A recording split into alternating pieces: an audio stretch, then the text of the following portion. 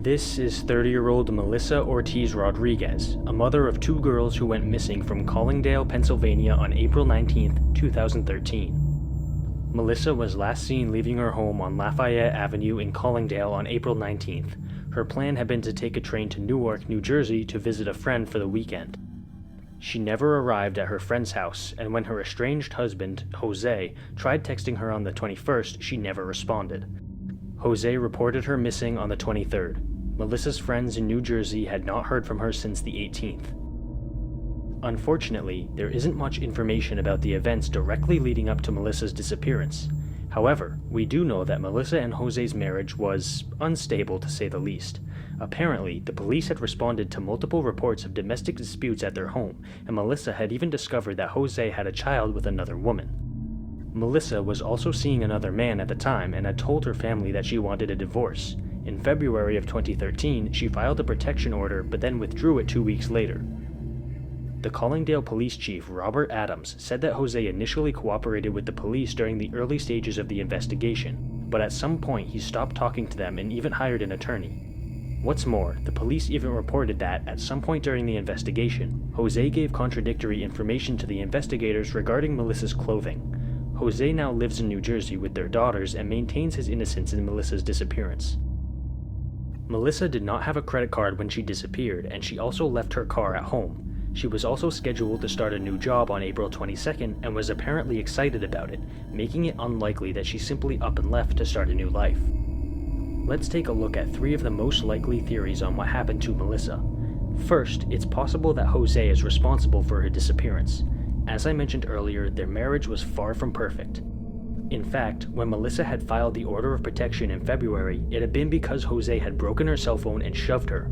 An abusive relationship like this certainly raises suspicion around Jose. Maybe he wanted his wife to disappear so that he could gain full custody of his kids without a drawn-out legal battle. Unfortunately, we just don't know. The second theory is that Melissa's lover was responsible for her disappearance. Remember the detail about her seeing another man? It's possible that this mysterious other man kidnapped and did God knows what to Melissa. However, there is basically no information about her alleged lover online. You can't even find his name, let alone anything else. For that reason, this theory might seem far-fetched, but if it does just so happen to be true, the lack of information would make this case that much more terrifying. Could Melissa's lover secretly be a criminal genius? As I said, it's unlikely, but not impossible. The third theory is that Melissa's disappearance was the work of someone who had no personal connection to her. While most murders and kidnappings are carried out by people who are close to the victims, it is still possible that someone simply recognized a sadistic opportunity. This final theory poses a very disturbing question. Could Melissa's disappearance be the work of an unknown killer, or even possibly a human trafficker who has been careful enough to leave behind no evidence of his crime? Maybe we'll get some answers soon, but as with many of these cases, it seems unlikely.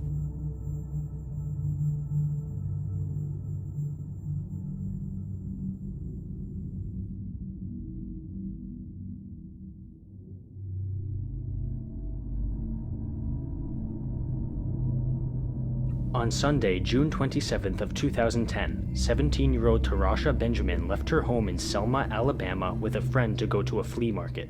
On their way, they stopped at a yard sale. Here are where things start to get a little hazy. At the yard sale, Tarasha's friend allowed her to take her car without her, and several eyewitnesses came forward claiming to have seen Tarasha at the flea market she had been planning to go to. A family friend reported seeing Tarasha driving her friend's truck on Small Street at 10:30 a.m. that day, but lost her around a corner. At 11 a.m., Tarasha's mother, Regina, began calling friends and relatives to ask about Tarasha's whereabouts. A cousin told Regina that they had seen her friend's truck on Cecil Jackson Bypass earlier that morning.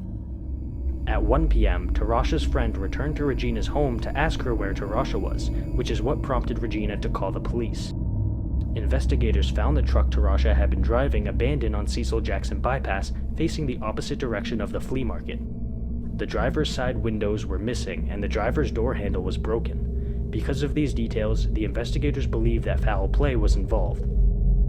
After this discovery, dive teams searched local bodies of water for any evidence, but found nothing. The police went door to door looking for witnesses, but they also found nothing.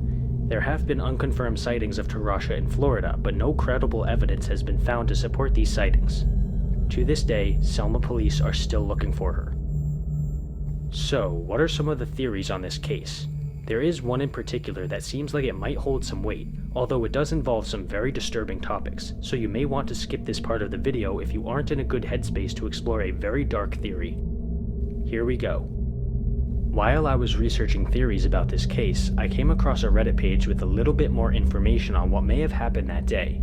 This Redditor claims that 2 eyewitnesses reported seeing Tarasha getting into a black Dodge Charger that was registered to a man named Christopher Dukes, who was a law enforcement official himself.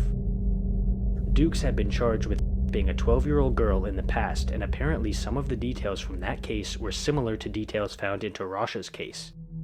A state trooper was also apparently seen behind Tarasha's vehicle on the bypass on the day in question, although conclusive evidence for the involvement of the authorities has never been found.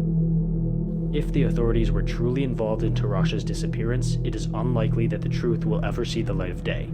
Tarasha's case would certainly not be the first case of a southern state's police targeting an innocent African American, especially a female. For now, all we can do is participate in attempts to change and improve law enforcement so that this kind of thing doesn't happen in the future.